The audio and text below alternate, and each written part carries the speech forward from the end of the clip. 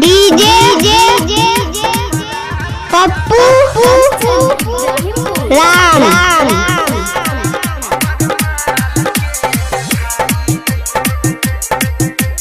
घर चढ़ाना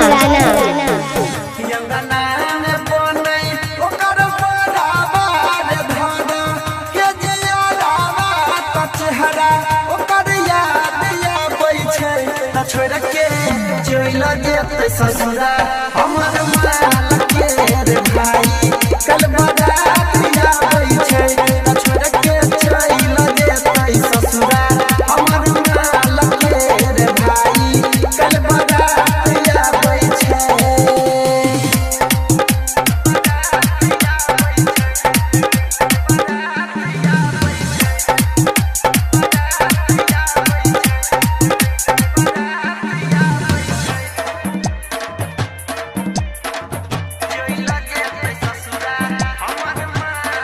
पप्पू राम का कॉन्टैक्ट मोबाइल नंबर 8476970003।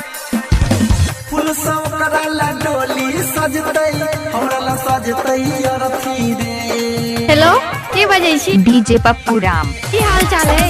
कराला डोली सजतै हमरा ला सजतै अरथी रे। तेजी पे देतै मम्मी पापा के हम छोड़बै धरती रे। भूले नाही पैबै मुस्कानावा तयागी लो जगवा रे चाहबै हमर हाथ जानै छै त छोड़ के चल जेते ससुरा हमर माल के रे भाई कल बारात आबै छै त छोड़ के चल जेते ससुरा हमर माल के रे भाई कल बारात आबै छै।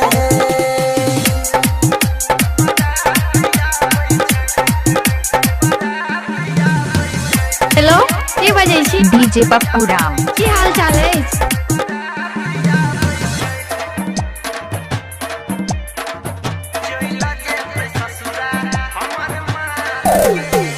डीजे पप्पू राम चौधराना पेन्हतै लाल साड़ी हम ओढ़बै कफन रे। पेन्हतै लाल साड़ी हम ओढ़बै कफन रे। सुततै भातार के गोद में होतै हमर दफन रे। पंकज परवीन जिन पैबै ओकरा दिन जिन पैबै ओकरा दिन अनिल याद सताबै छै त छोड़ के चल जेते ससुरा हमर माल के रे भाई कल बारात आबै छै त छोड़ के चल जेते ससुरा हमर माल के रे भाई कल बारात आबै छै। डीजे पप्पू राम।